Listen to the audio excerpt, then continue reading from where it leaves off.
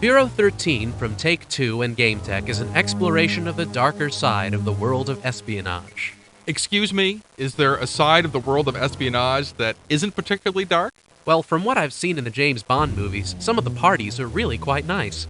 Based on the popular pen and paper role-playing game by Richard Tucholka, Bureau 13 revolves around a top-secret investigative branch of the government that makes the CIA look like the Keystone Cops. You see, the Bureau's job is to identify, track down, and, if necessary, exterminate all forms of paranormal and supernatural phenomena. Kind of like those guys on the X-Files. Except that every now and then, one of these phenomena decides to join up with the posse, so the pool of possible agents not only includes a thief and a hacker, but also a vampire and a witch. There are 6 potential characters to choose from, including a young Native American woman in a mechanical battlesuit. Perfect for stomping and crushing.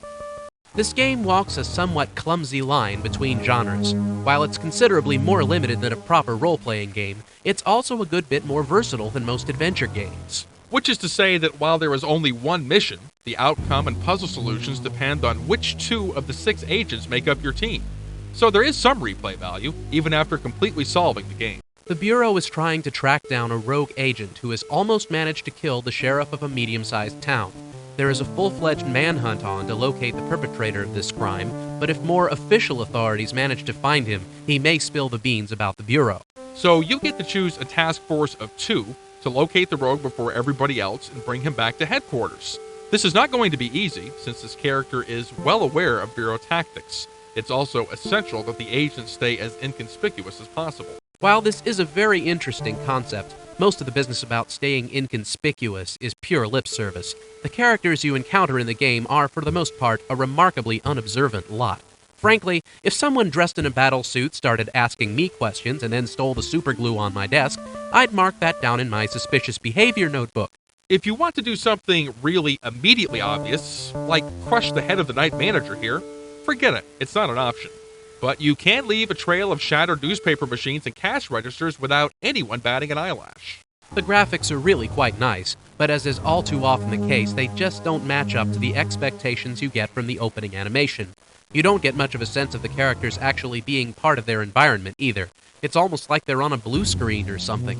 Speaking of not being all there, I think the time has come for the good people at Take-Two to re-evaluate their voice casting decisions.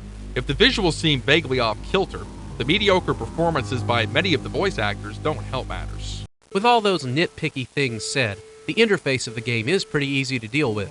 You have a target-shaped cursor that changes color when it's over a hot item that you can interact with. To find out what you can do with the item, right-click to go through a series of action icons, and left-click when you get to the one you like. If you're more of a menu bar kind of guy, right-click at the top of the screen and ta-da! All the action verbs you could ever want, including special actions that match the talents of the character. So Bureau 13 is a pretty cool adventure game with a lot of different character options. It is definitely not a role-playing game, it's way too limited. Richard Tucholka should be really pleased with this product. Not because it's such a great revision of the pen and paper game, but because it gives just a taste of the concept and leaves you wanting a lot more versatility. Sales of the original game should skyrocket.